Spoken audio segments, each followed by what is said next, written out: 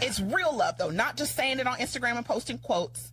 Like this real inner love and satisfaction and peace that I've reached with who I am. And it's just not gonna waver for a man. I feel like I learned a lot of stuff late when it comes to relationships. Yeah. Because I did not love myself enough.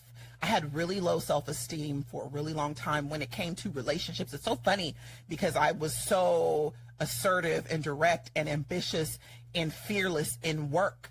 But in love, it was like the opposite. Right. And I didn't know how to channel that energy into love. And mainly what it was rooted in was like me not having enough self-esteem and self-love for myself and confidence. Yes. So I was dealing with a lot of bullshit for a really long time and created some really toxic habits. And now that I'm in a place where I really love myself, stuff's just not a big deal anymore. It's it's real love, though, not just saying it on Instagram and posting quotes. Like this real inner love and satisfaction and peace that I've reached with who I am. And it's just not gonna waver for a man.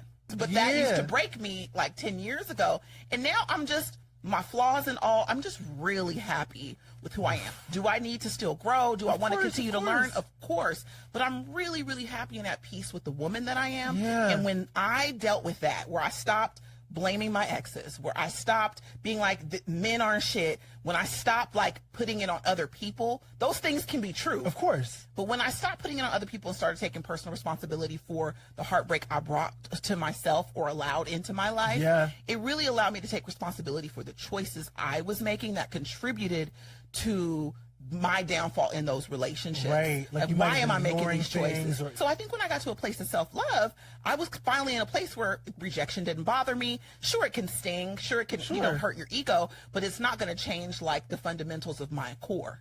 Like I'm not going to get a man's opinion and be like, well, now I got to change this about myself to appease these people. So I just really, in the last, I would say like, you know, 5 years, I would say I got into a place where I just, you know, have this unconditional self-love that I had been giving others. Yeah. Unconditional love I was giving others, I finally was able to give it to myself. And a lot of that had to do with honoring who I was when I was like 8 years old.